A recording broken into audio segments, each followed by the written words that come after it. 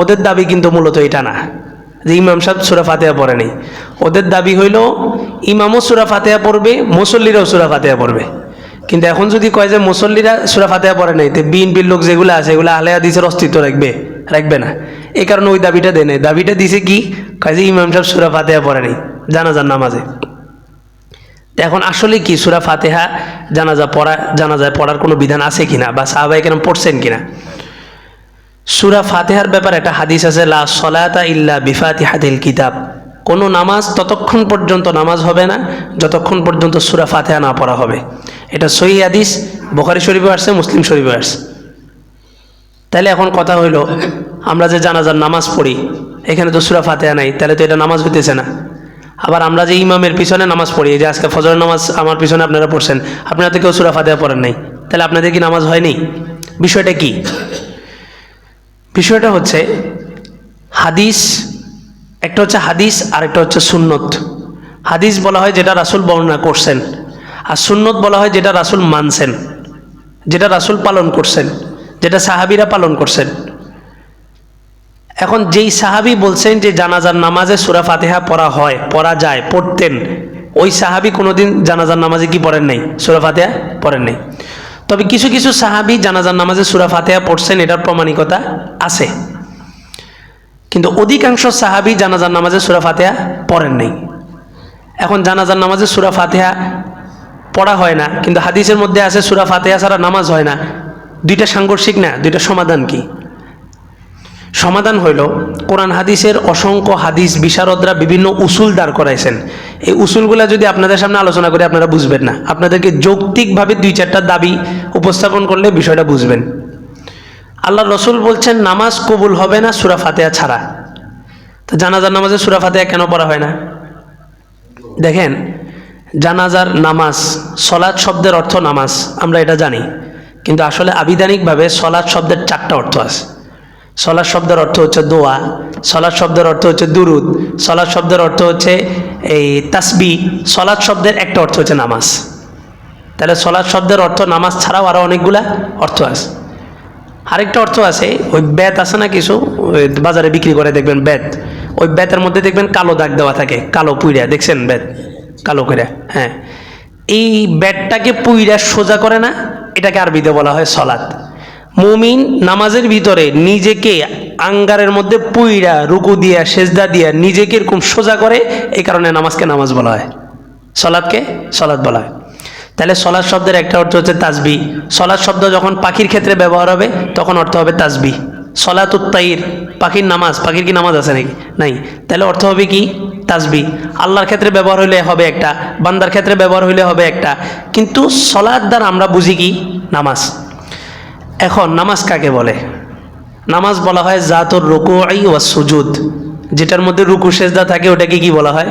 নামাজ বলা হয়। তাহলে জানাজার নামাজ আমরা বলি সলাতুল জানাজা। সলাতুল জানাজা মানে জানাজার নামাজ না, জানাজার দোয়া। সলাৎ শব্দের একটা অর্থ হচ্ছে কি? দোয়া। জানাজার নামাজ নয় কেন? কয় যে নামাজ মানে তো রুকু সেজদা, নামাজ মানে হচ্ছে ভুল হইলে সেজদা দিতে হবে। আচ্ছা, জানাজার নামাজে যদি ভুল হয়, মনে করেন তাকবীর 4টার জায়গায় 3টা দিছে বা 4টার জায়গায় 5টা দিছে, তাহলে কি সেজদা আসবে? আসবে না। আর জানাজার নামাজটা এই ফরজের কাতারে না, ফরজে কিফায়া, কিছু মানুষ আদায় করলে সবার পক্ষ থেকে আদায় হয়ে যায়। যদি ফরজ হইতো তাহলে মুহাম্মদ সাল্লাল্লাহু আলাইহি ওয়াসাল্লামের উপরে জানাজা পড়াও কি ছিল? আমভাবে কি ছিল? ফরজ ছিল। মুহাম্মদ সাল্লাল্লাহু আলাইহি ওয়াসাল্লামের উপরে কি পড়া হয় নাই? জানাজা এভাবে দলবদ্ধভাবে নামাজ আকারে পড়া হয়নি। সবাই ঢুকছে, ঢুকে রাসূলের উপর দুরূদ পড়ছে, সালাম পড়ছে, চলে আসছে। তাহলে জানাজাটা কি নামাজ না দোয়া? তা আপনি বললেই হবে না, আমি বললে হবে না। রাসূলের একটা হাদিস আছে, রাসূল বলছেন সলাতুল জানাজা যেটা, এটাকে ফাখলিসু লাহু বিদুআ, এটাকে তোমরা দোয়ার সাথে বিশেষায়িত্ব করো, দোয়ার মাধ্যমে এটাকে বিশেষায়িত্ব করো। তাহলে জানাজার নামাজটা একটা দোয়া। এটা রুকু সেজদা বিশিষ্ট যদি নামাজ হইতো তাহলে আমরা সেখানে কি পড়তাম? সূরা ফাতিহা পড়তাম। এটা যেহেতু রুকু সেজদা বিশিষ্ট কোনো নামাজ নয়, এই জন্য এখানে আমরা কি পড়ি না? সূরা ফাতিহা পড়ি না। এটা বিশেষভাবে একটা মাইয়াতের জন্য দোয়া, এই কারণে আমরা প্রথম তাকবীরে সানা পড়ি, দ্বিতীয় তাকবীরে কি পড়ি? দুরূদ শরীফ। কেন? পরের তাকবীরে কি আছে? দোয়া আছে। দোয়া কবুল হওয়ার জন্য কি লাগবে? দুরূদ শরীফ লাগবে। তাহলে সূরা ফাতিহার কোনো স্থান এখানে নাই। তাহলে নামাজের মধ্যে আমরা কেন পড়ি না? আল্লাহ রসুল নামাজে সূরা ফাতিহা পড়তেন, সাহাবায়ে কেরামও পড়তো। তো দেখেন, আচ্ছা ফজরের সময় কয়েকজন আসি মনে পিছন দিয়ে নিয়ত বাঁধছেন যে আমি শব্দগুলো কিন্তু স্পষ্ট শুনছি, কে জানি আসি, আপনি খেয়াল করছেন কিনা পিছনে দিয়ে একটু আরবি বা কি জানি এটা বলছে, মানে স্পষ্ট শুনে গেছে। এরকমই রাসূলের যুগে মনে করেন নামাজে দাঁড়াইছে, ওই সময় তো ফ্যান নেই, কে কি পড়তেছে না পড়তেছে সব স্পষ্ট শুনে যাইতেছে।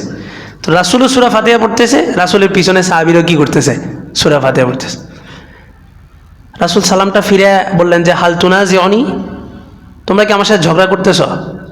আপনি দেখবেন একদিন ট্রাই করে, মনে করেন আমিও সূরা ফাতিহা ফিস করে আমি জোরে জোরে পড়তেছি, আপনারা সবাই ফিস করে পড়তেছেন, শীতকাল ফ্যান চলতেছে না, তাহলে কেমন জানি একটা ঝগড়া মনে হবে না?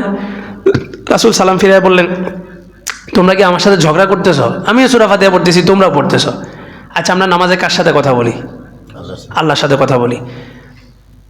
প্রধানমন্ত্রীর কাছে আমরা সবাই মিলে গেলাম, রাষ্ট্রনায়কের কাছে, যে আমরা একটা আবেদন জানাবো। সূরা ফাতিহা তো একটা আবেদন। আমাদের সূরা ফাতিহা সবাই এক না, আমি যেটা পড়বো ওইটাতে আপনারা পড়বেন। এখন রাষ্ট্রনায়কের কাছে যে আমিও আবেদন পড়া শুরু করছি, আপনারা সবাই আবেদন পড়া শুরু করছেন, কারোটা গ্রহণযোগ্য হবে? কারোটাই গ্রহণযোগ্য হবে না। নিয়ম কি? আমাদের আবেদন যেহেতু এক, সবার পক্ষ থেকে একজন পড়বে।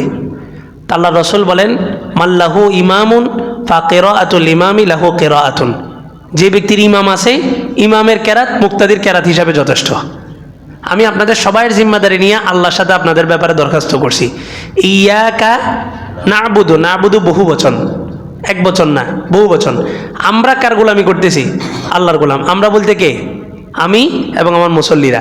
ওয়া ইয়াকা নাস্তাঈন, আমরা সাহায্য চাইতেছি, এক বচন না বহু বচন? বহু বচন। কে? সবাই। ইহদিনা, আল্লাহ আপনি আমাদেরকে রাস্তা দেখান, বহু বচন, সবগুলো বহু বচন। কেন? আমি ইমাম আপনাদের সবাইয়ের পক্ষ থেকে আল্লাহর কাছে কি করতেছি? আবেদন করতেছি।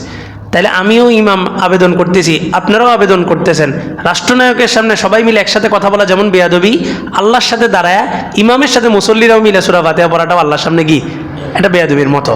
তারপরেও যেহেতু হাদিসে আছে এবং শাফি মাযহাবে এটা অনুসরণ করা হয়, আমরা এটা বলি না যে তোমরা নামাজের মধ্যে সূরা ফাতিহা পড়লে তোমাদের নামাজ হবে না, বরং আমরা বলি ওইটাও শুদ্ধ এটাও শুদ্ধ। সূরা ফাতিহা জানাজার নামাজে পড়াও যাবে, আবার না পড়লেও কোনো সমস্যা নেই। তাহলে সমস্যাটা বাদে কোথায়? সমস্যাটা বাদে এই আহলে হাদিসরা মনে করে যে আমাদের নামাজ কবুল হয় না। এই সমস্যাটা হচ্ছে এই জায়গায়। আমরা বলি তুমি এখানে নিয়ত বাঁধলেও তোমার নামাজ হবে, এখানে বাঁধলেও তোমার নামাজ হবে, নিয়ত না বাঁধলেও কি হবে? নামাজ হবে। তুমি আমিন জোরে বললেও নামাজ হবে, আমিন আসতে বললেও নামাজ হবে, আমিন না বললেও কি হবে? নামাজ হবে। ওরা বলে যে আমিন না বললে নামাজ হবে না। তো বেটা জোহর আর আসরের নামাজে আমিন কেমনে বলবি? মাগরিব এশা ফজর এটা ইমাম বলছে শুনছি, এই কারণে আমিন জোরে বলছি। তাহলে জোহর আর আসরের নামাজে আমিন? আরো মজার বিষয়, এরা বলে যে সূরা ফাতিহা পড়া কি ওয়াজিব। হ্যাঁ, সূরা ফাতিহা পড়া ওয়াজিব। আচ্ছা ওয়াজিব যদি ছুটে যায় নামাজ কি হবে? হবে না। এবার মজার একটা বিষয় দেখেন, আল্লাহর রাসূল বলেন মান আদরাকা রুকুআ ফাকাদ আদরাকা রাকাআ, যে ব্যক্তি রুকু পাইল সে রাকাত পাইল। ইমামরা এসে আপনি রুকুতে পাইছেন, তাহলে আপনি ওই রাকাতটা পাইছেন না? এবার মজার বিষয়, এরাও কয় যে রুকু পাইলে রাকাত পাইছে, আবার কি কয় সূরা ফাতিহা পড়া ওয়াজিব। আচ্ছা আপনি আমারে এসে প্রথম রাকাতের রুকু পাইছেন, রুকুতে পেয়ে আপনি রুকুতে গেছেন, আপনি কি আমার সূরা ফাতিহা পাইছেন? পান নাই। তাহলে এদের বক্তব্য হইল সূরা ফাতিহা পড়া ওয়াজিব, আবার এরাই বলে রুকু পাইলে রাকাত পাইছে। তাহলে আপনি রুকুতে আইসা রাকাত পাইছেন, তো সূরা ফাতিহা ছুটে যাওয়ার পরেও নামাজ কেমনে হয়ে গেল? অথচ ওয়াজিব ছুটলে নামাজ হবে না। মানে এদের দাবিতেই এরা ধরা। সূরা ফাতিহা পড়া যদি ওয়াজিব হয় তাহলে আপনার রুকু পাইলে রাকাত হবে না, আপনার ওই সূরা ফাতিহা সহ কি পাইতে হবে? রাকাত পাইতে হবে, সূরা ফাতিহা পাইতে হবে। এরা বলে যে সূরা ফাতিহা না হইলে নামাজ হবে না, কিন্তু ইমামরে যদি রুকুতে পায় তাহলে আবার ওই রাকাতটা কোনো না। মূল বিষয় হলো এরা একটা এজেন্ডা বাস্তবায়ন করতে চাইতেছে, সমাজের ভিতরে একটা ফিতনা তৈরি করতে চাইতেছে। সূরা ফাতিহা এমন কি ইস্যু? আমিন জোরে বলা আসতে বলা কি ইস্যু? মানুষ নামাজ পড়তেছে না, ওইটার সাথে আমাদের মারামারি হওয়া দরকার ছিল যে তুই নামাজ পড়স না গা। এখন মারামারি হইতেছে তুই উপরে হাত বাঁধলি না নিচে বাঁধলি, সূরা ফাতিহা পড়লি না না পড়লি, আমিন বললি না না বললি, মারামারি হইতেছে এগুলা নিয়ে।